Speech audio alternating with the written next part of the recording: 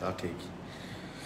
হ্যাঁ প্রাণপ্রিয় শিক্ষার্থী বন্ধুরা, একটু টেকনিক্যাল প্রবলেম ছিল, এই কারণে আমরা ক্লাসটা 20 মিনিট পিছিয়ে দিয়েছি। অবশ্য পিছিয়ে দিলে কি আর সামনে আসলেই কি ওই ঘুরে ফিরে 110-20 জন স্টুডেন্টই ক্লাস করে, হ্যাঁ ওরাই রেগুলার ক্লাস করে, বাকি ম্যাক্সিমামই তো ক্লাস তোমরা করো না, মানে তোমরাও পারো না আমিও ছাড়ি না, ব্যাপারটা এরকম হয়ে গেছে। ফজিলাতুন্নেসা চমক, অঙ্কুর পাল তীর্থ, পূর্ণিমা হক, রনক জান, ফারহান মাসুক, বুলবুল আহমেদ, হোসেন সাদ জিসান, আফিয়া আবিদা, নসীন আঞ্জুম লাবণ্য, ইশরাফিল হক, আফিয়া আবিদা, উত্তম দত্ত, রনক জাহান, হোসেন সাদ জিসান, তামান্না খাতুন তুবা। আমরা বরাবর মতো 30-35 সেকেন্ড একটু ওয়েট করি, তাই না? এরপর ক্লাসটা শুরু করি, তাহলে সবাই মোটামুটি জয়েন করতে পারবে।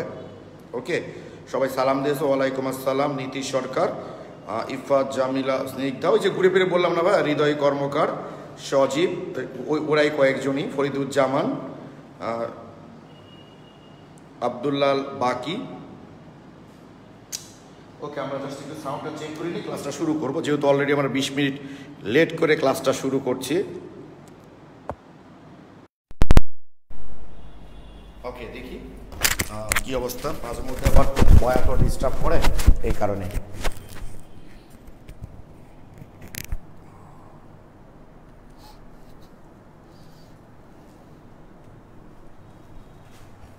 একটু দেখো তো ভাই সাউন্ডটা বোঝা যায় কিনা, একটু সাউন্ডটা কেমন আমাকে একটু জানাও তোমরা।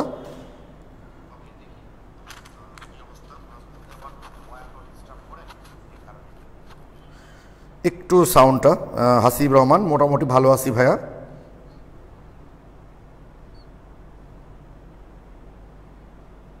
একটু দেখো তো ভাই সাউন্ডটা বোঝা যায় কিনা, একটু সাউন্ড ঠিক আছে। ওকে, আমরা শুরু করছি।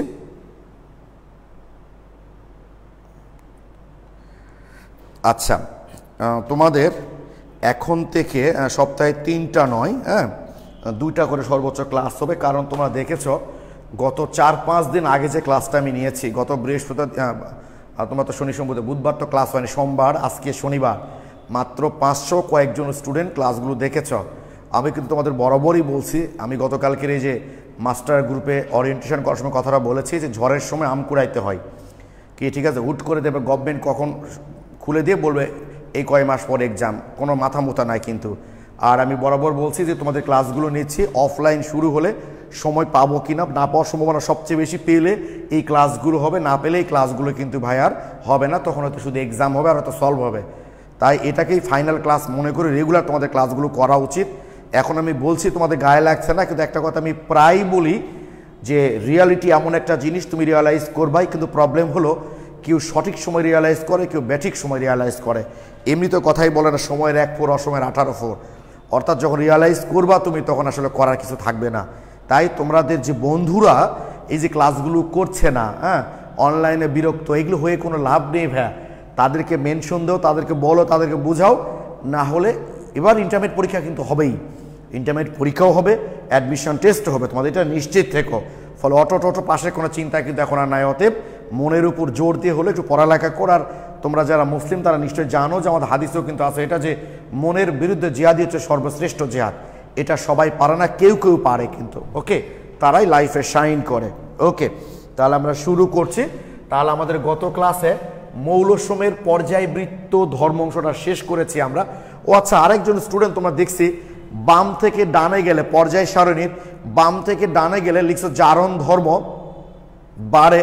শোনো, খুব সহজ, যারও কি করে ইলেকট্রন গ্রহণ করে, তাহলে সেই ইলেকট্রন গ্রহণ করতে গেলে কি করতে হবে?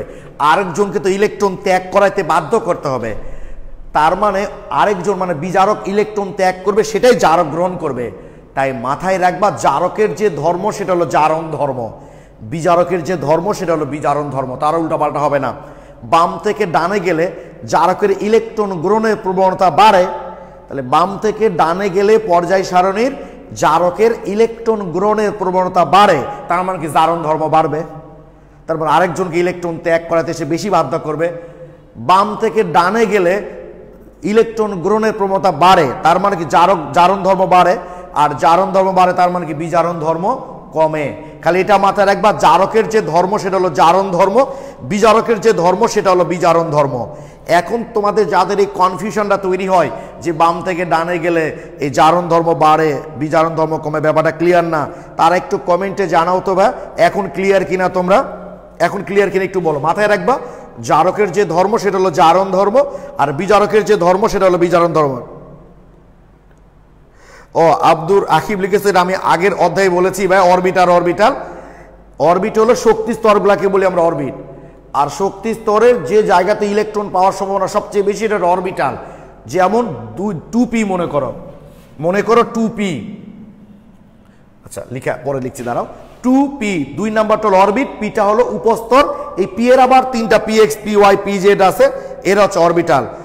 রাশিদুল ইসলাম রাব্বি কর্ণর সময় বুঝান ভাই এখন না ভাই, এগুলো যখন অ্যাডমিশনের ক্লাস করবো তখন এই কর্ণর সম্পর্কে এগুলো তোমাদের সিলেবাস এখন নাই, ওকে, যেগুলো আছে সেগুলো আমি পড়াচ্ছি।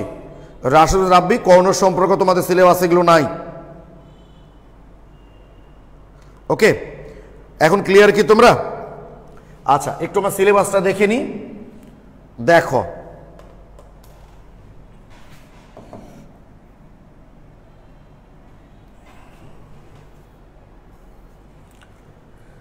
মৌলসমূহের পর্যায়বৃত্ত ধর্ম ও রাসায়নিক বন্ধন, প্রকৃতি ক্ষার অম্লপ্রদ মন্তব্য এগুলো তো বাদ সব একদম। দেখো কোথায় থেকে শুরু হলো, অরবিটাল অধিক্রমণের ভিত্তিতে সমজীবী বন্ধনের শ্রেণী, অর্থাৎ অরবিটাল অধিক্রমণে এবং সমজীবী বন্ধনের শ্রেণী বিভাগ, অরবিটাল অধিক্রমণ অনুসারে সমজীবী বন্ধনের শ্রেণী বিভাগ, অরবিটালের সংকরণের ধারণা ও অরবিটালের সংকরণ শ্রেণী বিভাগ, সংকর অরবিটালের সাথে সমযোজী যৌগের আকৃতির সম্পর্ক, অণুর আকৃতি বন্ধন কোণের উপর মুক্ত ইলেকট্রনের প্রভাব, এগুলো সব বাদ। পোলারিটি ও পোলার আয়ন, পোলারিটি অর্থাৎ ওই যে আয়নিক যৌগের সমযোজী বৈশিষ্ট্য আর সমযোজী যৌগের আয়নিক বৈশিষ্ট্য, ওকে, হাইড্রোজেন বন্ধন, এইটুকুই তোমাদের সিলেবাসে আছে। তার মানে তোমরা বুঝতে পারলা রাসায়নিক বন্ধন থেকে মেনলি কি তোমাদের সিলেবাসে আছে। রাসায়নিক বন্ধন থেকে মেনলি ওই যে সিগমা বন্ধন, পাই বন্ধন, সংকরণের সাথে জ্যামিতিক গঠনের সাথে কোণের সম্পর্ক, আর আয়নিক যৌগের সমযোজী বৈশিষ্ট্য, সমযোজী যৌগের আয়নিক বৈশিষ্ট্য, মানে যে পোলারিটি আর পোলার আয়ন আর হাইড্রোজেন বন্ড, এটাই তোমাদের সিলেবাসে আছে, ওকে। তাহলে আমরা এখন এটাই শুরু করছি, এবং আমি দেখেছি ম্যাক্সিমাম স্টুডেন্টই কিন্তু এই বিষয়গুলোকে একটু ক্রিটিক্যাল মনে করে। আমার বিশ্বাস তোমরা যদি মনোযোগ দিয়ে ক্লাসগুলো করো তাহলে এগুলো আর ক্রিটিক্যাল মনে হবে না, ওকে।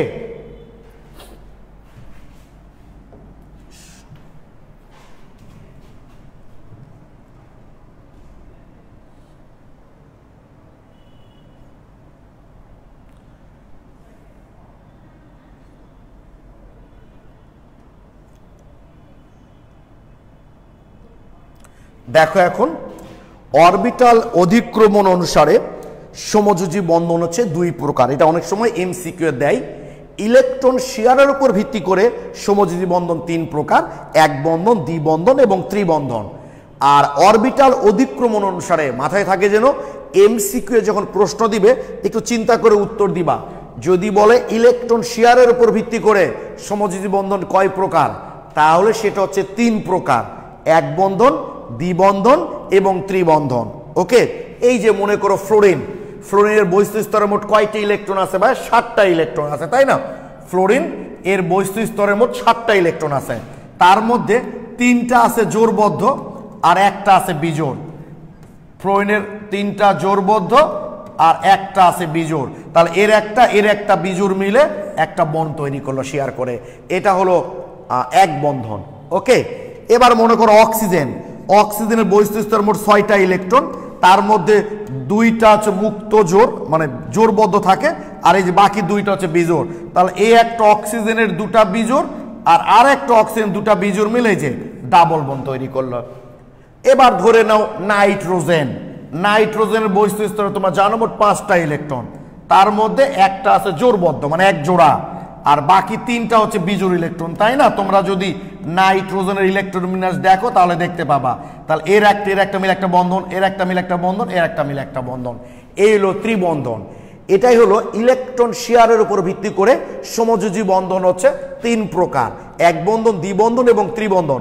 মজার ব্যাপার হলো শাহজালাল বিশ্ববিদ্যালয়ের সম্ভবত 12-13 সেশনে তোমরা এমসিকিউ দেখবা এইভাবে কোশ্চিন দিয়েছে, ফ্লোরিন, অক্সিজেন, নাইট্রোজেন, এই অণুগুলোর প্রত্যেকটা পরমাণুতে মুক্ত জোড় ইলেকট্রন কয়টা করে থাকে? ফ্লোরিনের আছে কয়টা? প্রত্যেকটা পরমাণুতে বলেছে কিন্তু 1 2 3টা। অক্সিজেনের কথা 2টা, নাইট্রোজেনের কথা 1টা। এটা কিন্তু সম্ভবত 10 11 অথবা 12, আমি এক্সাক্ট মনে করতে পারছি না। তোমাদের কনসেপ্ট বুক যাদের কাছে আছে দেখবা এই এমসিকিউটা আছে। তাহলে মাথায় থাকে যেন ইলেকট্রন শেয়ার অনুসারে সমযোজী বন্ধন হচ্ছে 3 প্রকার, এক বন্ধন, দ্বিবন্ধন এবং ত্রিবন্ধন। আর অরবিটাল অধিক্রমণ অনুসারে সমযোজী বন্ধন হচ্ছে ভাইয়া 2 প্রকার, একটা হলো সিগমা বন্ধন আর একটা হলো পাই বন্ধন। ঠিক আছে, অরবিটাল অধিক্রমণ অনুসারে সমযোজী বন্ধন হচ্ছে 2 প্রকার, একটা হলো সিগমা বন্ধন আর একটা হলো পাই বন্ধন। সিগমা বন্ধন জিনিসটা আসলে কি?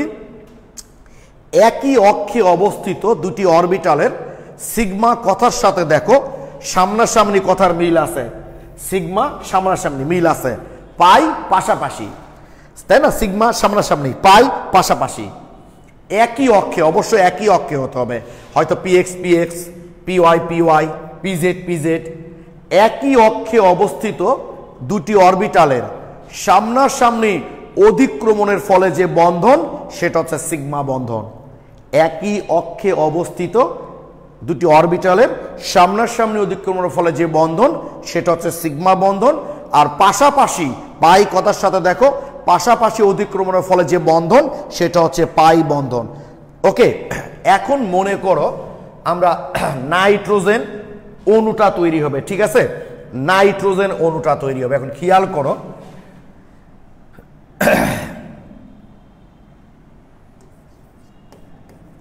সাত, তাই না?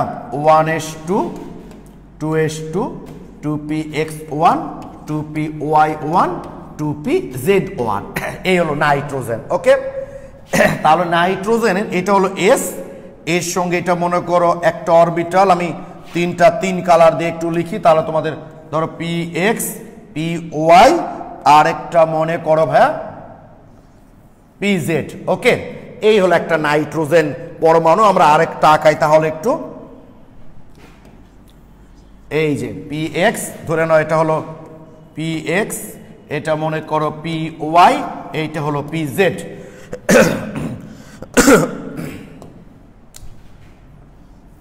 py, তারপর এটা হলো ভাইয়া pz। ওকে, এখন কথা হচ্ছে এই যে এই দুটো অরবিটাল যখন সামনাসামনি ওভারল্যাপিং করবে, জাস্ট একটু দেখো, এই যে মনে করো এটা এইটা আর এইটা হলো এইটা, এই যে ওভারল্যাপিং অতিক্রমণ করার ফলে এই দুটো অরবিটাল যখন ওভারল্যাপিং করবে, সামনাসামনি ওভারল্যাপিং করবে, তখন কিন্তু এই দুটো অরবিটাল পাশাপাশি আসবে। অর্থাৎ এই যে দেখো, এই যে কখন এরা পাশাপাশি আসবে, এরা সামনাসামনি না আসা পর্যন্ত কিন্তু এই পাবলিকগুলো পাশাপাশি আসতে পারবে না।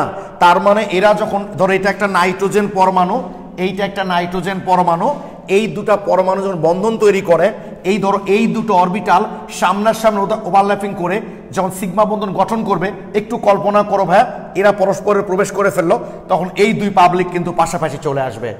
অর্থাৎ সামনাসামনি ওভারল্যাপিং না করা পর্যন্ত পাশাপাশি ওভারল্যাপিং করা সম্ভব না। তাই একটা বন্ধন যখন থাকে বুঝতে হয় এটা সামনাসামনি ওভারল্যাপিং করেছে, অর্থাৎ ওটা হলো সিগমা বন্ধন, ওটা হলো সিগমা বন্ধন। সিগমা বন্ধন গঠন করার পর যদি এই অরবিটালগুলো পাশাপাশি ওভারল্যাপিং করার সুযোগ হয়, তাহলে আমরা বুঝবো যে বাকিগুলো হচ্ছে পাই বন্ধন। তাই একটা বন্ধন থাকলে সেটা মাথায় রাখবা সিগমা বন্ধন, 2টা বন্ধন থাকলে পাই বন্ধন, একটা সিগমা একটা পাই, 3টা বন্ধন থাকলে একটা সিগমা 2টা পাই। সিগমা সিঙ্গেল, সিগমা সবসময় একটাই হয়, বাকি 2টা হচ্ছে পাই। সবসময় মাথায় রাখবা, এটা অবশ্যই গুরুত্বপূর্ণ কথা, 2টা পরমাণুর মধ্যে সর্বোচ্চ 3টা সমযোজী বন্ধন সম্ভব। 2টা পরমাণুর মধ্যে সর্বোচ্চ 3টি সমযোজী বন্ধন সম্ভব। এমসিকিউ এই কোশ্চেনটা অনেক সময় দেয় যে 2টা পরমাণুর মধ্যে সর্বোচ্চ কয়টা সমযোজী বন্ধন সম্ভব? 2টা পরমাণুর মধ্যে সর্বোচ্চ 3টা সমযোজী বন্ধন সম্ভব, একটা হচ্ছে সিগমা, বাকি 2টা হচ্ছে পাই। যদি একটা বন্ধন থাকে অবশ্যই সেটা সিগমা বন্ধনই হবে। তাহলে তোমরা কি বুঝবা, কেমনে বুঝবা সিগমা না পাই? যদি দেখো 2টা পরমাণুর মধ্যে একটা বন্ধন আছে তাহলে বুঝবো ওটা সিগমা বন্ধন, আর যদি 2টা বন্ধন থাকে তাহলে বুঝবে একটা সিগমা একটা পাই, যদি 3টা বন্ধন থাকে একটা সিগমা 2টা পাই। সিগমা সবসময় সিঙ্গেল এবং সিগমা বন্ধনটাই সবসময় আগে গঠন হবে, এই জন্য যে অরবিটালগুলো সামনাসামনি না আসা পর্যন্ত পাশাপাশি ওভারল্যাপিং করা আসলে সম্ভব হয় না। তাই একটা বন্ধন থাকলেই আমরা চোখ বন্ধ করে বলবো সেটা হচ্ছে সিগমা বন্ধন। আর দুইটা থাকলে একটা সিগমা একটা পাই, আর তিনটা থাকলে একটা সিগমা দুটা পাই। সিগমা সবসময় সিঙ্গেল। এবং খেয়াল করে দেখো, সামনাসামনি যখন ওভারল্যাপিং হয় তখন কিন্তু ইলেকট্রনগুলো একদিকে যায়। দেখো, একটা যে অঞ্চল জুড়ে তারা ওভারল্যাপিং করে সেই জায়গায় ইলেকট্রন ঘনত্ব বেশি থাকে। আর পাই বন্ধন যখন হয় পাশাপাশি, দেখো এই যে এইটুকু এবং এইটুকু অঞ্চলে ইলেকট্রন ঘনত্ব থাকে। এবং সিগমা বন্ধন যেমন একদিকে সব ইলেকট্রনগুলো থাকে, এখানে কিন্তু দুটা অঞ্চল মিলে থাকে। তাহলে এখানে দুটো অঞ্চল মিলে থাকে আর এখানে এক জায়গায় থাকে, তাহলে কোথায় ইলেকট্রন ঘনত্ব বেশি থাকবে? অবশ্যই এখানে বেশি থাকবে। তাই সিগমা বন্ধনগুলো পাই বন্ধন হচ্ছে শক্তিশালী হয়। ওকে, সিগমা বন্ধন ইলেকট্রন ঘনত্বটা ওভারল্যাপিং অঞ্চলে বেশি থাকে, কারণ এটার দিকধর্মী আছে, একদিকেই ইলেকট্রনগুলো যায়, বাট এটার কিন্তু দুটো অঞ্চল মিলে ইলেকট্রন থাকে, ফলে ওভারল্যাপিং অঞ্চলে ইলেকট্রন ঘনত্বটা কম থাকে। কিন্তু সিগমা বন্ধন গঠন করার সময় ওভারল্যাপিং অঞ্চলে ইলেকট্রন ঘনত্বটা বেশি থাকে, তাই সিগমা বন্ধনটা পাই বন্ধন হচ্ছে শক্তিশালী। এখন প্লিজ আমাকে একটু বলো, এইটুকু বুঝতে পেরেছো কিনা? একটু বলো সিগমা বন্ধন এবং পাই বন্ধন জিনিসটা আসলে কি? আমরা তো এখনো গভীরে প্রবেশ করি নাই, আমরা শুধুমাত্র সংজ্ঞাটুকু পড়লাম। এই সংজ্ঞাটুকু তোমরা বুঝতে পেরেছো কিনা প্লিজ একটু জানাও আমাকে কমেন্টে, যে জি ভাইয়া সংজ্ঞাটা আমরা বুঝতে পেরেছি। সিগমা বন্ধন কি, পাই বন্ধন কি, গঠনের শর্ত কি, যে একই অক্ষে হতে হবে, কে শক্তিশালী কে দুর্বল, কেন, কিভাবে গঠন হয় এরা, একটু প্লিজ আমাকে কমেন্টে জানাও ভাইয়া, যে ক্লিয়ার কিনা। ক্লিয়ার হলেও বলো, না হলেও বলো, অথবা মনে কোনো প্রশ্ন থাকলে সেটাও বলো, প্লিজ একটু জানাও আমাকে ভাই। আচ্ছা, হ্যাঁ, নাফি লিখেছো ক্লিয়ার, প্রান্তমণ্ডল ক্লিয়ার ভাই, Hasibul Haque Shanto clear, Abid Hasan clear, Fariduzzaman clear, আর কেউ?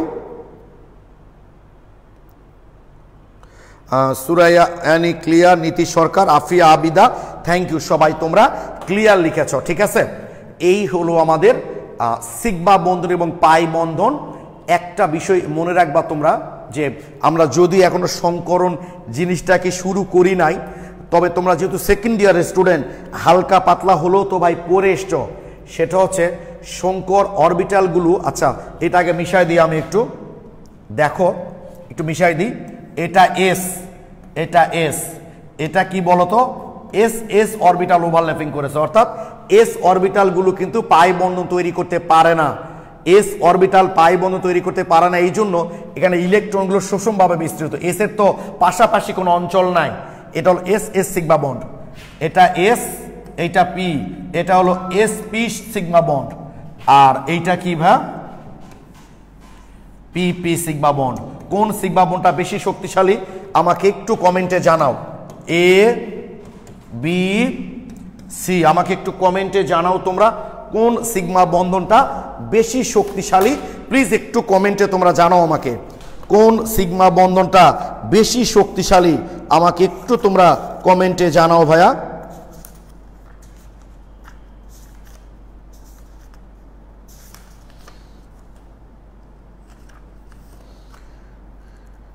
কোন সিগমা বন্ধনটা বেশি শক্তিশালী একটু আমাকে তোমরা কমেন্ট করে জানাও।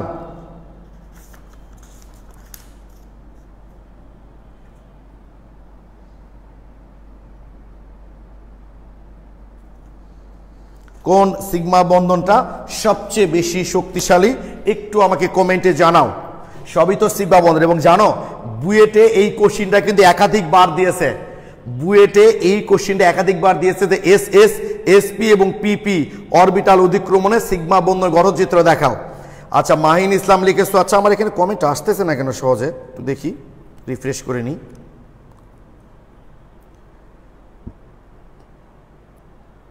মাইন মিনহাজ সি, অর্থে লিখেছো C, Srabani PP, Bulbul Ahmed C, Tuktuki Rose A, Tuli লিখেছো পিপি, আফিফা এমান লিখেছো C, Abid Hasan C, Fariduzzaman C. আচ্ছা, থ্যাংক ইউ, ম্যাক্সিমামই তোমার সি বলেছো, থ্যাংকস। কারণ এখানে ইলেকট্রনগুলো সুষমভাবে বিস্তৃত, ফলে ইলেকট্রনটা অধিক্রম অঞ্চলে খুব বেশি থাকে তা না, বাট পি এর ক্ষেত্রে দেখো অধিক্রম অঞ্চলে কিন্তু সবটুকু ইলেকট্রন থাকে, এই জন্য এই সিগমা বন্ধন সবচেয়ে শক্তিশালী। এখানে এর ইলেকট্রনটা অধিক্রম অঞ্চল থাকলেও এরটা তো পুরোটা থাকে না, তাই এর চেয়ে এটা দুর্বল হয়। আর এটা হচ্ছে সবচেয়ে দুর্বল, অর্থাৎ পি অরবিটাল অধিক্রমণের ফলে যে সিগমা বন্ধনের গঠন হয় সেখানে ইলেকট্রনগুলো আসলে পুরোটাই কি থাকে ভাই, অধিক্রমণ অঞ্চলে থাকে, জন্যই এটা সবচেয়ে শক্তিশালী সিগমা বন্ড হয়। ওকে, এখন দেখো এস অরবিটালটা তোমরা জানো গোলাকার, পি অরবিটালটা তোমরা জানো ডাম্বেল, ডি অরবিটালের চিত্র তোমরা জানো যে ডাবল ডাম্বেল, তাই না? এটা হলো এস, এটা হলো পি, এটা হলো ডি। আর এফ অরবিটাল আকৃতি যদিও কিছু কিছু বই দেওয়া আছে, এটা খুবই জটিল আকৃতি, এই জন্য এফ অরবিটালটা লাগে না। শঙ্কর অরবিটাল চিত্রটা কেমন আসলে? শঙ্কর অরবিটালগুলো হচ্ছে এক লুপ বিশিষ্ট হয়, সব যত শঙ্কর অরবিটাল আছে এসপি, sp2, sp3 সব শঙ্কর অরবিটালগুলো হয় এক লুপ বিশিষ্ট। এটা হচ্ছে শঙ্কর অরবিটালের চিত্র, শঙ্কর। এখন কথা হচ্ছে, আমি এটা দেখাবো, দাঁড়াও একটু পরে আমি দেখাবো এটা তোমাদের।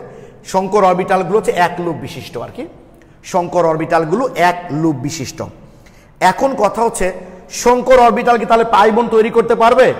শঙ্কর অরবিটাল কিন্তু ভাই পাই বন্ড তৈরি করতে পারবে না, কারণ পাই বন্ড তৈরি করতে গেলে এই যে পাই বন্ড তৈরি করতে গেলে আমার এই যে খেয়াল করো ভাইয়া, উপর নিচে ওভারল্যাপিং হতে হয়, এই দুইটা অঞ্চল ওভারল্যাপিং করে পাই বন্ড তৈরি করে। আর শঙ্কর অরবিটাল লুবিতে একটা, এর তো তুমি দুটো অঞ্চলই পাবা না, এই জন্য মাথায় রাখবা এস অরবিটাল এবং শঙ্কর অরবিটাল পাই বন্ড তৈরি করে না। খুব গুরুত্বপূর্ণ কথা মাথায় থাকে যেন।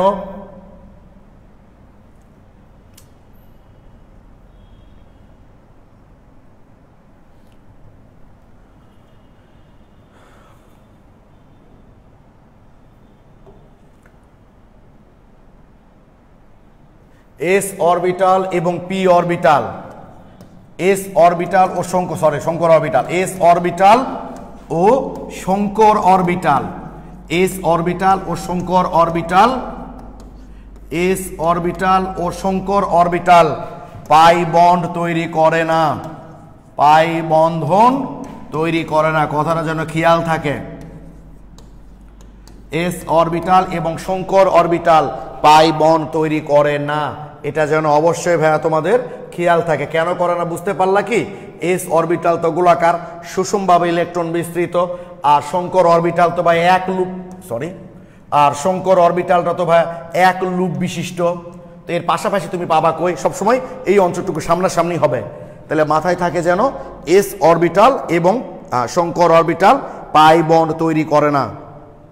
ওকে, তো আমরা একটু বইগুলোতে দেখে নিই যে এই শঙ্কর অরবিটাল এবং সিগমা বন্ধন এবং পাই বন্ধনের বৈশিষ্ট্য থেকে আর কোনো টপিকস আমাদের আছে কিনা, এটা পার করে আমরা শুরু করব শঙ্কর অরবিটাল। ওকে, জিনিসগুলো মাথায় রেখো, তোমাদের সিলেবাসে কিন্তু শুধু এগুলোই আছে, শর্ট সিলেবাসে, ঠিক আছে?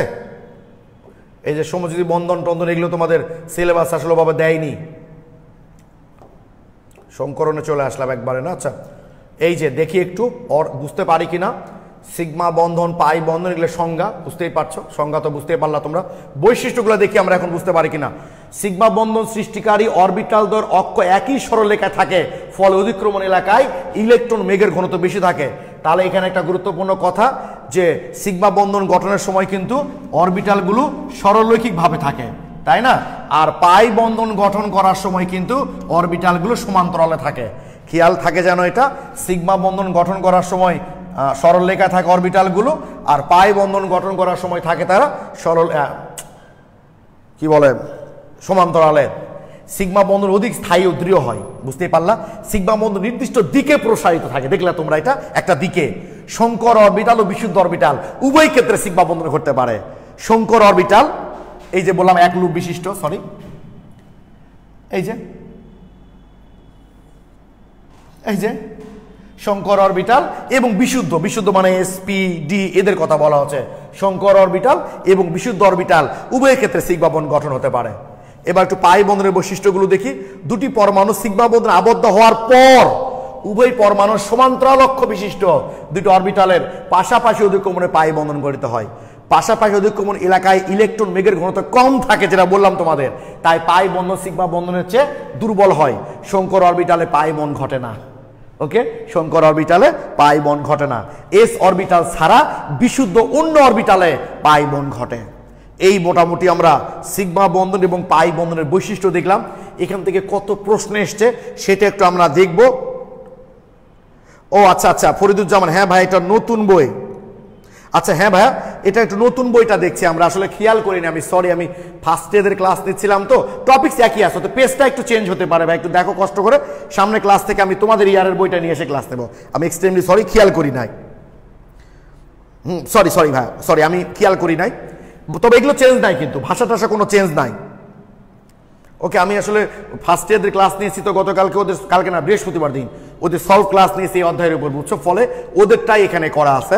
আমি আগামী দিন থেকে এটা রাখবো। আচ্ছা দেখি ওদেরটা, তোমাদেরটাও তো নিয়ে আসার কথা, একটু দেখছি ভাই, দাঁড়াও।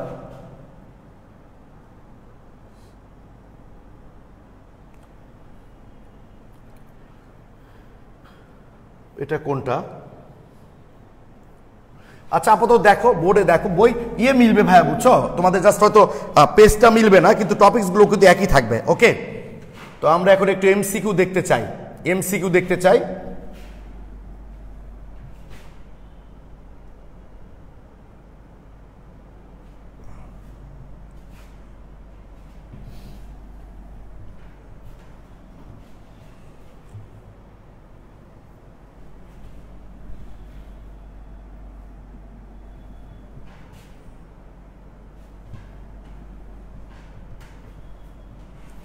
ওকে, এমসিকিউ দেখি। এই একটা যৌগ দিয়ে বলছে কয়টা সিগমা বন্ড আছে, তাদের গঠনগুলো দেখবা তোমরা ভাই। এই যে বিউটাইন 1 বলছে কয়টা সিগমা বন্ড, তাহলে এখানে 3টা 4টা, তারপর হচ্ছে 4টে এখানে 2টা, 4 2 6 7 8 9, 9টা সিগমা বন্ড আছে। এইভাবে কিন্তু তোমাদের জিনিসটা দেখতে হবে। দুটি পরমাণু সর্বাধিক কতগুলো সমজীবী বন্ধন দ্বারা পরস্পর যুক্ত হতে পারে? আমি একটু আগে বললাম দুটি পরমাণুর মধ্যে সর্বোচ্চ 3টা সমজীবী বন্ধন সম্ভব। অরবিটাল দ্বয়ের অধিক্রম অনুসারে বন্ধন কত প্রকার? অরবিটাল দ্বয়ের অধিক্রম অনুসারে বন্ধন কিন্তু 2 প্রকার, একটা সিগমা, একটা হচ্ছে পাই। ওকে, যদি বলতে ইলেকট্রন শেয়ার অনুসারে কয় প্রকার, তাহলে হতো 3 প্রকার।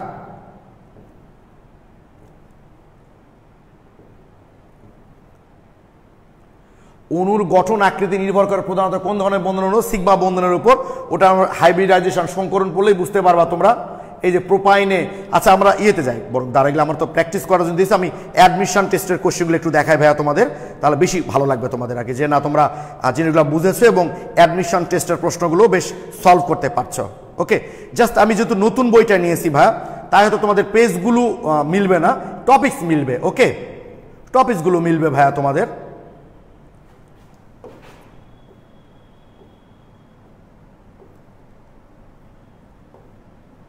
টপিকসটা একটু দেখো তোমরা সবাই, বিশ্ববিদ্যালয়ের যাদের কাছে বই আছে বিশ্ববিদ্যালয়ের প্রশ্নটা একটু বের করো। আমি তবু পেজ নাম্বারটা একটু বলে দিচ্ছি তোমাদের। সাব্বির ইয়ে করো তো জানি, ওই পুরাতন বইটা তো ফার্স্ট পেপার একটা, গতবারেরটা, মানে এবার যারা ইন্টারমিডিয়েট পরীক্ষাতে এদেরটা আর কি। এটা কি, এটা না মনে হয়, দেখো তো ওই পুরাতনটা, হ্যাঁ, না থাকলে থাক, অসুবিধা নাই, নাই মনে হয় না, শেষ হয়ে গেছে। আচ্ছা ঠিক আছে, ভিতরে বোধহয় আছে। আচ্ছা থাক, দরকার না, এখন আর লাগবে না, আমি ওদের বলে দিচ্ছি প্লিজ তোমরা। আমি ভাই পুরাতন বইটা সামনের দিন থেকে নিয়ে আসবো না, অসুবিধা নাই, তোমাদের পিডিএফটাই নিয়ে আসবো সামনের দিন থেকে। একটু প্লিজ তোমরা কষ্ট করে একটু বিশ্ববিদ্যালয়ের প্রশ্নটা বের করো, তাহলে হয়ে যাবে। ওকে, অলরেডি বোধ অনেকে কমেন্ট করেছে 343 page. Okay, 343 page, Hriday Karmakar, thank you ভাইয়া, 343 পেজ। শুরু করি আমরা। দেখো তোমরা কত সহজ অ্যান্সারগুলো করতে পারবা। ম্যাক্সিমাম প্রশ্ন দেখো সংকরণ সংক্রান্ত, ঠিক আছে? দেখো, দেখছো অ্যাসিটিলিন যৌগের একটি অণুর মধ্যে মোট সিগমা বন্ধনের সংখ্যা কত জায়গায় এসছে, এটা দেখছো? অ্যাসিড ম্যাক্সিমাম পোলাপানে কি ভুল করে একটু দেখো ভাইয়া, পোলাপান ভুল করে কোনটা? অ্যাসিটিলিন অণুর মধ্যে মোট সিগমা বন্ধন কয়টা? তোমরা অ্যাসিটিলিনের সংকেত সবাই জানো এটা, তো এইটা দেখে সবাই কি পূরণ করে জানো? উত্তর পূরণ করে একটা। জানো যেখানে ট্রিপল বন আছে, ট্রিপল বন থাকলে জানো একটা সিগমা 2টা পাই, তাহলে সিগমা একটা। যদি তোমাকে বলতো অ্যাসিটিলিনে কার্বন কার্বন কয়টা সিগমা বন, তাহলে বলতা তুমি একটা। বাট বলেছে অ্যাসিটিলিনে মোট কয়টা সিগমা বন, কেন এইদিকে 2টা বন্ড আছে না, তাহলে মোট কয়টা সিগমা বন হবে? 3টা সিগমা বন্ড হবে। অপশনে কিন্তু 2টাই দেওয়া আছে। আমি আবারও বলছি, প্রশ্ন ভালো করে দেখবা। যদি বলে কার্বন কার্বন কয়টা সিগমা বন্ড, তাহলে একটা। আর যদি বলো মোট কয়টা সিগমা বন্ড, তাহলে কিন্তু তিনটা। এই যে একটা, দুইটা, তিনটা, মোট বললে তিনটা, আর কার্বন কার্বন বললে কিন্তু ভাই একটা। এটা যেন অবশ্যই তোমাদের খেয়াল থাকে। ওকে, অ্যাসিডিন যৌগের একটি অণুর মধ্যে মোট সিগমা বন্ধন কয়টা? একটা। আর দেখো, দেখাচ্ছি, দাঁড়াও, অ্যাসিটিলিনে কার্বন কার্বন ত্রিবন্ধনের সিগমা বন্ধনের সংখ্যা কয়টা? তখন একটা হতো, আর মোট বললে তিনটা। সবাই ক্লিয়ার ভাই? সবাই ক্লিয়ার কিনা একটু বলো তো। থ্যাংক ইউ সবাই। আছে আমার এখান থেকে স্ক্রল হচ্ছে না কেন ইয়েগুলো, তোমাদের কমেন্টগুলো।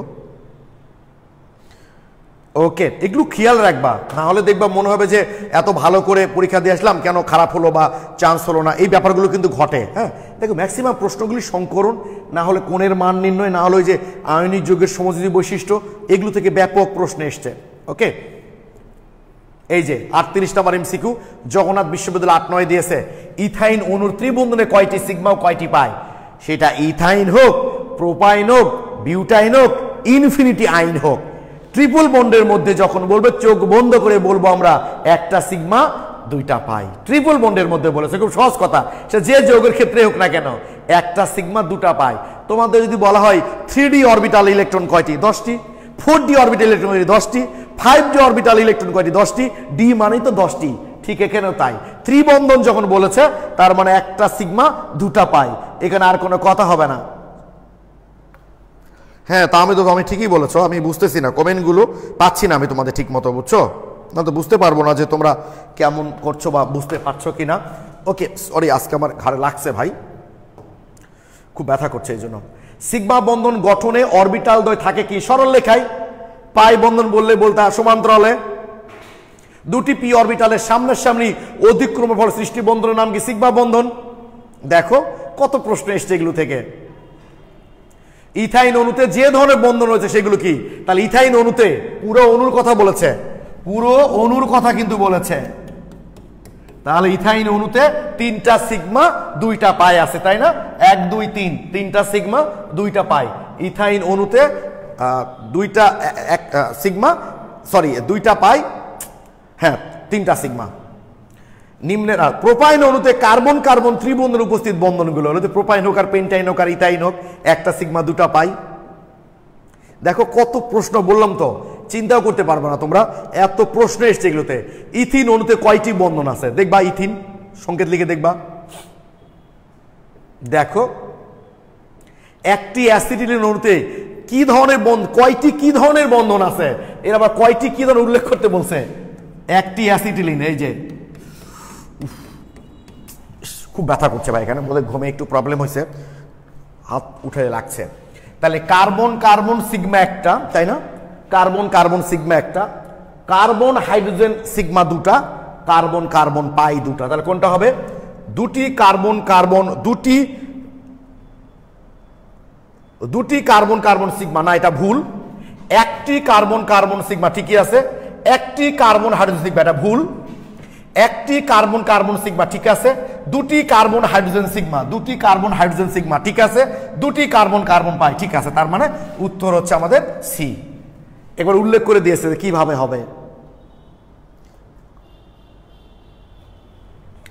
ওকে, বন্ধনী ক্রম বুঝছো, এটা তোমাদের তো সিলেবাসে লাগবে না, অ্যাডমিশন টেস্টে লাগবে আর কি।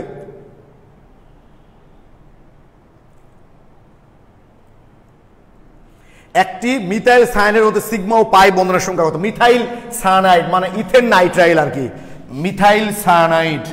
এভাবে একটু তোমাদেরকে দেখতে হবে ভেঙে ভেঙে ভাই, বুঝছো? এই যে মিথাইল সায়ানাইড, তাহলে সিগমা হচ্ছে 1 2 3 4 5, পাঁচটা সিগমা দুইটা পাই, তাই না? পাঁচটা সিগমা দুইটা পাই। ক্লিয়ার? তাহলে তোমরা আমাকে একটু কমেন্টে এখন জানাও, আরো আছে অতগুলো দেখছি না আমরা, যে একটা যে কোনো অণু দিয়ে কয়টা সিগমা কয়টা বাই বা এই রিলেটেড করে প্রশ্ন দিলে তোমরা অ্যান্সার করতে পারবা কিনা প্লিজ একটু কমেন্টে জানাও। তোমাদের আমি কমেন্ট দেখার পর চলে যাব সবচেয়ে ইম্পর্টেন্ট, সবচেয়ে মজাদার এবং যেখান থেকে তোমাদের প্রশ্ন হবে এটা নিশ্চিত থেকো, সেই সংকলনে যাব আমি। ওকে, একটু প্লিজ বলো তোমরা আমাকে, তোমাদের কমেন্টের জন্য আমি ওয়েট করছি ভাইয়া। আচ্ছা থ্যাংক ইউ। শ্রাবণী লিখেছে clear, Ankur Partirtha clear, Bulbul Ahmed clear, Sadit Sarkar, Parba লিখেছো, হাসিব রহমান স্যার সম্পূর্ণ clear, Moumita thank you thank you. এখন ক্লাস শুরুর আগে কিছু বাণী দিয়ে নিই, এখন একটু ক্লাস শুরুর আগে একটু বাণী দিয়ে নিই।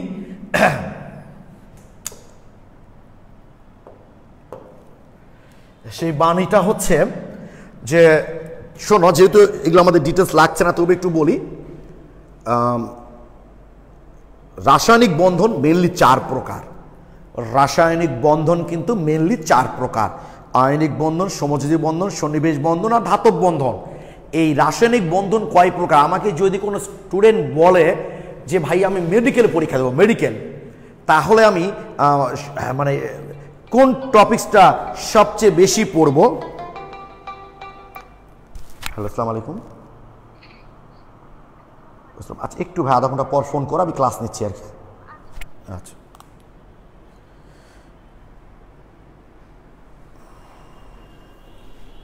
পেয়েছো? আচ্ছা ঠিক আছে, ওটা লাগবে না, থ্যাংক ইউ। ও বইটা নিয়ে এসছে, পুরাতন বইটা।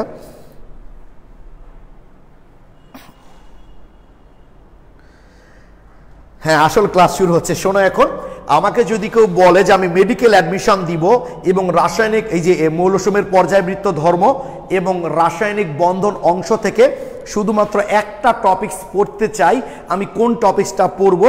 আমি তাকে বলবো সমযোজের আয়নিক বন্ধনের বৈশিষ্ট্য থেকে পড়বা। সবচেয়ে বেশি প্রশ্ন এসছে এই টপিক্স থেকে, আমি দেখাচ্ছি, দাঁড়াও। তার আগে একটু বলে নিই, রাসায়নিক বন্ধন মেনলি 4 প্রকার: আয়নিক বন্ধন, সমযোজী বন্ধন, সন্নিবেশ বন্ধন আর ধাতব বন্ধন। এটা হলো রাসায়নিক বন্ধনের প্রকারভেদ। তাহলে বলো সিগমা বন্ধন, পাই বন্ধন কি? সিগমা বন্ধন, পাই বন্ধন এবং সংকরণ, এরা হলো সমযোজী বন্ধনের রূপ। সমযোজী বন্ধনের রূপ হচ্ছে সমযোজী বন্ধনের রূপ হচ্ছে 3টি। সেটা হলো সিগমা বন্ধন, পাই বন্ধন এবং সংকরণ, মানে সংকর অরবিটাল, যেটা হাইব্রিডাইজেশন। তাহলে বলো হাইড্রোজেন বন্ধনটা কি?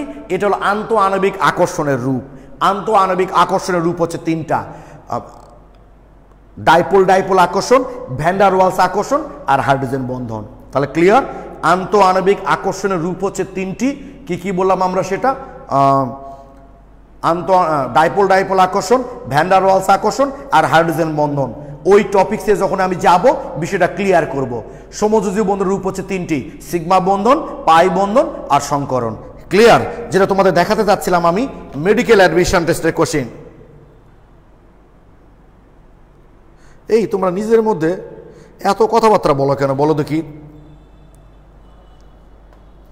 ও আচ্ছা, নাহিদ রেজা, হ্যাঁ আমার কাছে আঙ্কেল বৃত্তান্ত খুব কম আসে, অবশ্য আমার কাছে ভাইয়া আপু বৃত্তান্তগুলো বেশি আসে। উজ্জ্বল ভাইয়ের কাছে অবশ্য আঙ্কেল বৃত্তান্তগুলো একটু বেশি আসে।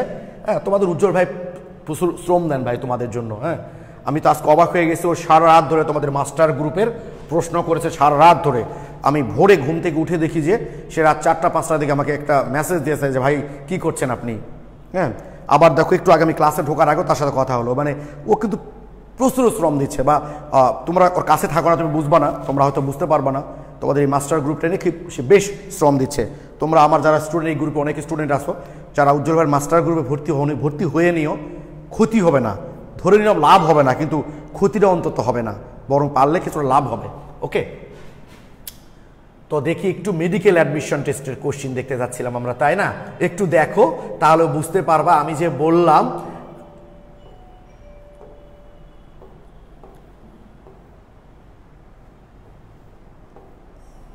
এই যে কোনটি রাসায়নিক বন্ধনের প্রকারভেদের মধ্যে পড়ে না? দেখো medical 6-7, private medical and dental 11-12, 13-14, সমযোজী বন্ধন, সন্নিবেশ সমযোজী বন্ধন, সন্নিবেশ আয়নিক বন্ধন, আয়নিক বন্ধন। সন্নিবেশ আয়নিক বন্ধন নামে কোনো বন্ধন নাই। যেটি সমযোগের বৈশিষ্ট্য নয়। সমযোজী যৌগের সমযোজী নিচের কোনটি সঠিক নয়? গঠন অনুসারে রাসায়নিক বন্ধন কয় প্রকার? এই যে 4 প্রকার। দ্বৈত কোনটি আয়নিক যৌগের বৈশিষ্ট্য নয়? একটি যৌগের গলনাঙ্ক 10 ডিগ্রি সেলসিয়াস, যা পানিতে অদ্রবণীয় কিন্তু জৈব দ্রাবকের দ্রবণীয়তে কোন ধরনের বন্ধন থাকতে পারে? দেখো কোনটি আয়নিক যৌগের জন্য সঠিক নয়? আয়নিক বন্ধন সংক্রান্ত কোন তত্ত্বটি সঠিক নয়? আয়নিক যৌগের জন্য নিম্নের কোনটি সঠিক নয়? দেখো নিম্নের কোনটি সমযোগের বৈশিষ্ট্য নয়? কোনটি কোয়াভ্যালেন্ট মানে সমযোজী যৌগের বেলায় সঠিক নয়? আয়নিক যৌগ সহ বিদ্যুৎ পরিবাহের ক্ষেত্রে নিম্নের কোনটি সঠিক নয়?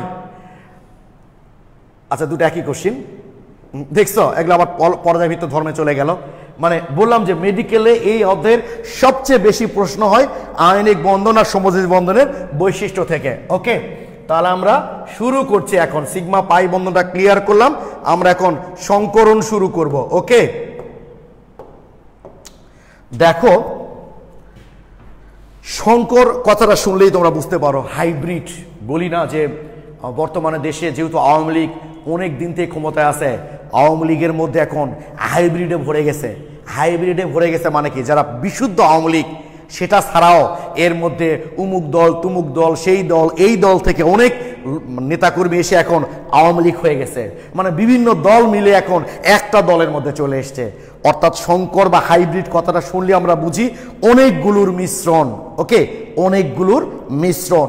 আমি একটা উদাহরণ প্রায় ব্যবহার করি। এই ধরো মিথেন অণুর ক্ষেত্রে, সরি ভাই আমার খুব ব্যথা করছে বুঝছো, মানে হাত একদম তুলতে পারতেছি না। এই যে মিথেন, তো জাস্ট আমি একটা লিখছি। এই যে মিথেন, মিথেনের কার্বনের সাথে যে 4টা বন্ধন আছে, বিশুদ্ধ অরবিটাল দ্বারা যদি এই বন্ধনগুলো তৈরি হতো তাহলে অবশ্যই সবগুলো বন্ধন কখনোই সমান শক্তি সম্পূর্ণ হতো না। বলবা কেন হতো না ভাইয়া, একটু দেখো তোমরা। কার্বন, তাই না, কার্বনের যৌগ গঠন করা অবস্থায় তার ইলেকট্রন বিন্যাসটা কেমন হয়, 1s2 2s1 2px1 2pz1 sorry y1 2pz1। এই যে কার্বনের দেখো 4টা বিজোড় ইলেকট্রন আছে, এই 4টা বিজোড় ইলেকট্রনের সাথে হাইড্রোজেনের একটা করে বিজোড় মিলে এভাবে বন্ধন তৈরি করছে।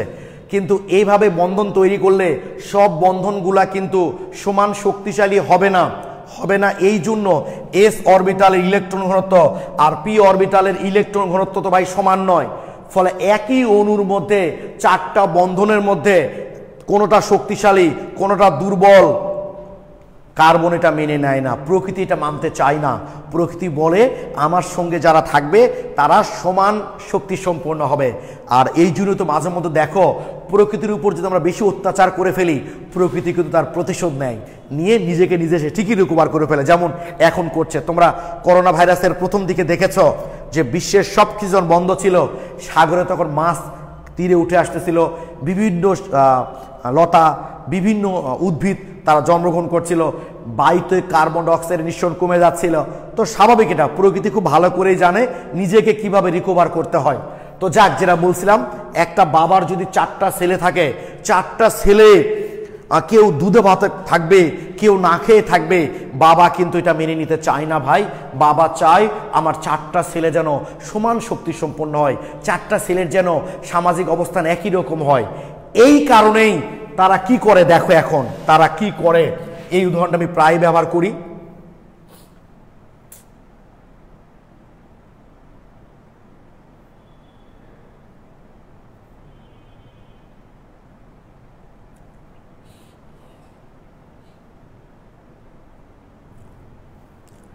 দেখো ভাই, ধরো কোনো একটা বাবার একটা ছেলের মাসিক ইনকাম হচ্ছে 25,000 টাকা, একটা ছেলের মনে করো ভাই 20,000 টাকা, 4টা ছেলে, একটা ছেলের মনে করো ভাই 10,000 টাকা, আর একটা ছেলের মনে করো ভাইয়া তুমি 5,000 টাকা। এখন খেয়াল করে এই উদাহরণটা আমি প্রায় ব্যবহার করে থাকি।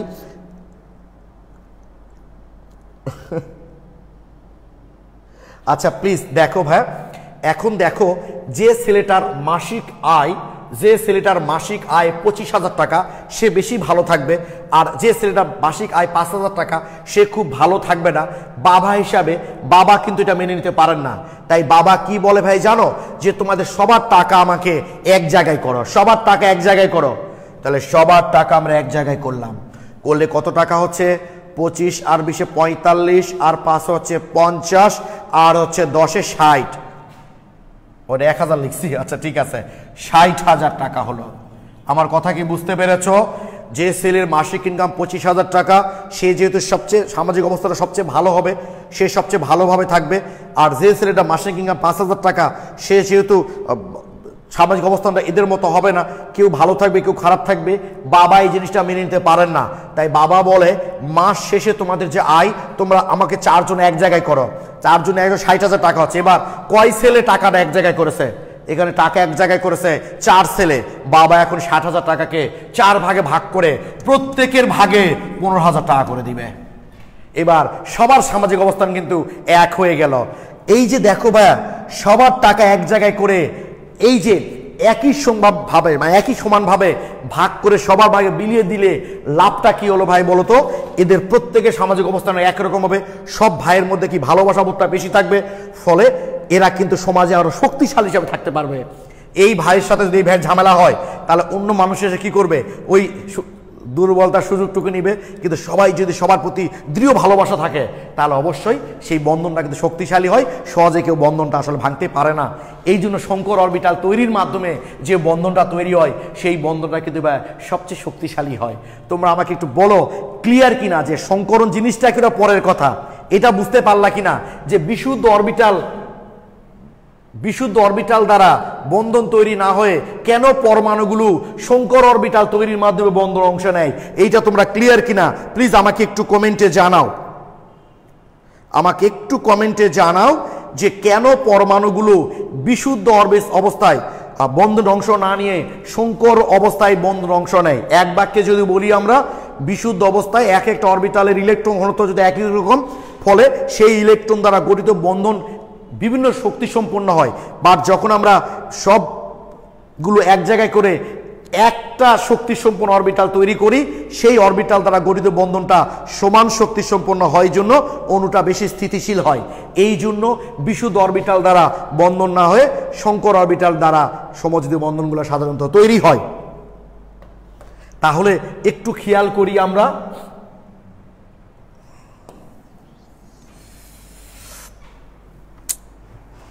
সরি ভাই প্রবলেম হচ্ছে আজকে ক্লাস নিতে।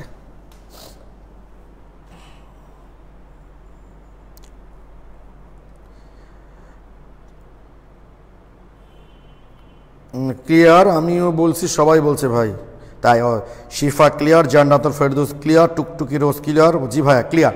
ওকে, এখন দেখো আমরা যেটা বলছিলাম মিথেন অণুটা তৈরি করার ক্ষেত্রে তাহলে কার্বনের এখানে মোট কয়টা বিজোড় ইলেকট্রন আছে? 4টা। তাহলে একটা এস, একটা পি, আর একটা পি, আর একটা পি।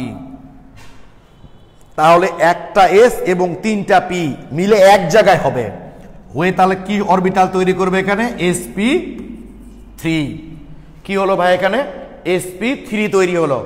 অর্থাৎ খেয়াল করবা তোমরা যে শঙ্কর অরবিটালের সংজ্ঞাটা তাহলে আমরা কি বলতে পারি, যে কোনো পরমাণুর যোজ্যতা স্তরের বিভিন্ন শক্তিসমূহ অরবিটালগুলো একত্রিত হয়ে সমশক্তির সমসংখ্যক অরবিটাল তৈরির প্রক্রিয়াকেই বলি আমরা সংকরণ, আর অরবিটালগুলোকে বলি আমরা শঙ্কর অরবিটাল। আবারও বলছি, কোনো পরমাণুর যোজ্যতা স্তরের বিভিন্ন শক্তির, এদের সবাই বিভিন্ন শক্তির না, ওই যে কারো ইনকাম দেখলাম 25,000, কারো 20,000, কারো 10,000, বিভিন্ন পরিমাণ, কিন্তু একত্রিত হয়ে সমশক্তি সমসংখ্যক, অর্থাৎ যতটা অরবিটাল একত্রিত করব, দেখো যত 25,000, 20,000, 10,000, 5,000, খেয়াল করো টাকার পরিমাণ কিন্তু ভিন্ন ভিন্ন।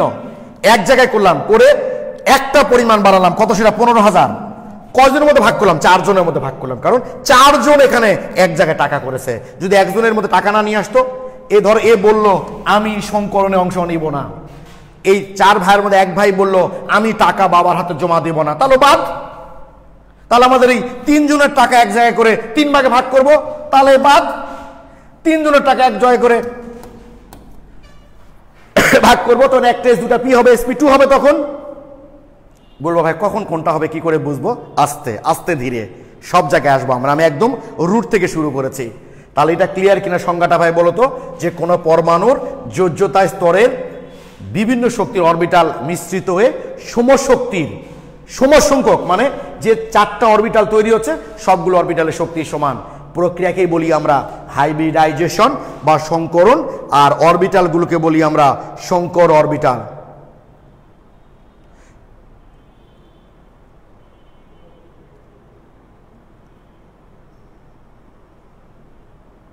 আচ্ছা প্লিজ, 45 মিনিটে ক্লাস শেষ করবো, অন্তত দেখি যে জিনিসটা কি, কেন হচ্ছে, সংজ্ঞাটা অন্তত দেখি আমরা। বলো ক্লিয়ার কিনা, শঙ্কর অরবিটাল জিনিসটা ক্লিয়ার কিনা?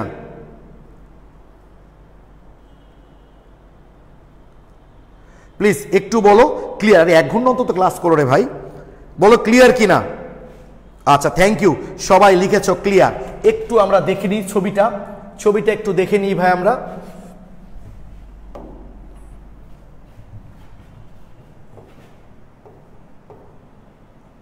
একটু দেখো সংজ্ঞাটা, একটু দেখো। সামনে ক্লাসে আমরা আবার এখান থেকে শুরু করব। ওকে, জাস্ট আজকে আমরা দেখলাম শঙ্কর অরবিটাল জিনিসটা কি, আর কেন কোন একটা পরমাণু বিশুদ্ধ অবস্থায় বিশুদ্ধ অবস্থায় বন্ধন অংশ না নিয়ে শঙ্কর অবস্থায় অংশ নেয়। এই যে দেখো, কোন পরমাণুর যোজ্যতা স্তর একাধিক ভিন্ন শক্তির অরবিটাল মিশ্রিত হয়ে সমশক্তির সমসংখ্যক অরবিটাল উৎপন্ন করার প্রক্রিয়াকে সংকরণ বা হাইব্রিডাইজেশন বলে। উৎপন্ন অরবিটাল সমূহ সংকর বা হাইব্রিড অরবিটাল নামে পরিচিত। ঠিক আছে, যে যোজ্যতা স্তরে বিভিন্ন শক্তির অরবিটাল মিশ্রিত হয়ে সমশক্তির সমসংখ্যক, অর্থাৎ যতটা অরবিটাল মিশ্রিত হবে ততটাই সংকর অরবিটাল তৈরি হবে। যেমন sp3টা কিভাবে তৈরি হলো দেখো, এই যে একটা এস, এই যে একটা এস, আর ধরো এটা px py pz, এগুলো হলো বিশুদ্ধ অরবিটাল। এবার মেশিনের মধ্যে ঢুকাই দিলাম, কি একটা এস 3টা পি। এবার সংকরিত হয়ে কি হলো, এ একটা sp3, এ একটা sp3, এ একটা sp3, এ একটা sp3। এখন তোমরা তো বলবা স্ট্রাকচার এইভাবে লিখলেন কেন ভাই, আপনি এইভাবেও লিখতে পারতেন, এভাবে তো লিখতে পারতেন, এ একটা sp3, এ একটা sp3, এ একটা sp3। না, ইচ্ছা মতো লিখতে পারবো না। সংকর অরবিটালের উপর কোন যৌগের জ্যামিতিক গঠনটা নির্ভর করে, সেটা আমরা আগামী ক্লাসে দেখব। তাহলে এ একটা sp3, এ একটা sp3, এ একটা sp3, এ একটা sp3, তাহলে 4টা sp3 এর প্রত্যেকটাতে একটা করে বিজোড় ইলেকট্রন থাকবে। অর্থাৎ বিশুদ্ধ অরবিটালে যেমন সর্বোচ্চ 2টা ইলেকট্রন থাকতে পারে, সংকর অরবিটালে 2টা ইলেকট্রন থাকতে পারে। তাহলে আমাদের এখানে sp3 প্রত্যেকটা sp3 তে একটা করে ইলেকট্রন আছে, কারণ এস একটা ছিল, পিতে একটা ছিল, px একটা ছিল, py একটা ছিল, pz একটা ছিল। তাহলে প্রত্যেকটা sp3 তো একটা করে থাকবে, আর হাইড্রোজেন একটা মিলে একটা বন্ধন, এ একটা মিলে একটা বন্ধন, মিলে একটা বন্ধন, মিলে একটা বন্ধন। এই হলো মিথেন অণুর গঠন। এভাবেই সংকর অরবিটাল তৈরির মাধ্যমে মিথেন অণুটা তৈরি হয়। তাহলে আজকে আমরা সংকর অরবিটাল কেন হয় সেটা দেখলাম।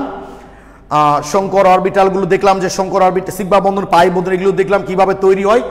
জাস্ট সংকর অরবিটাল কেন একটা পরমাণু বিশুদ্ধ অরবিটাল বন্ধন অংশ না নিয়ে সংকর অরবিটাল তৈরির মাধ্যমে গঠিত হয়, এবং সংকর অরবিটাল জিনিসটা আসলে কি। তোমরা অবশ্যই আগামী যেদিন ক্লাস হবে, ক্লাসটা তোমরা মিস করবা না। ক্লাসটা আমরা সপ্তাহে সর্বোচ্চ এখন থেকে 2টা করে ক্লাস নিব। ওকে, আজকে শনিবার হলো, সোমবারে ক্লাস হবে না, বুধবারে ক্লাস হবে। তোমরা যারা ক্লাসগুলো করছো একটু দেখো। আগামী ক্লাসে আমরা এই সংকরণ বিষয়টা বিস্তারিত আলোচনা করব। ক্লাস মিস তো গেল, কারণটা হচ্ছে ইন্টারমিডিয়েট পরীক্ষায় কিন্তু এখান থেকে সবচেয়ে বেশি প্রশ্ন হবে। তাহলে সংকর অরবিটাল আমরা আগামী দিন এদের বৈশিষ্ট্য কিভাবে হয়, জ্যামিতিক গঠন কিরকম হতে পারে, কোণের মান কেমন, এই সবই আলোচনা করব। সবাই ভালো থেকো, সুস্থ থেকো, সবার জন্য শুভকামনা রইল। আসসালামু আলাইকুম।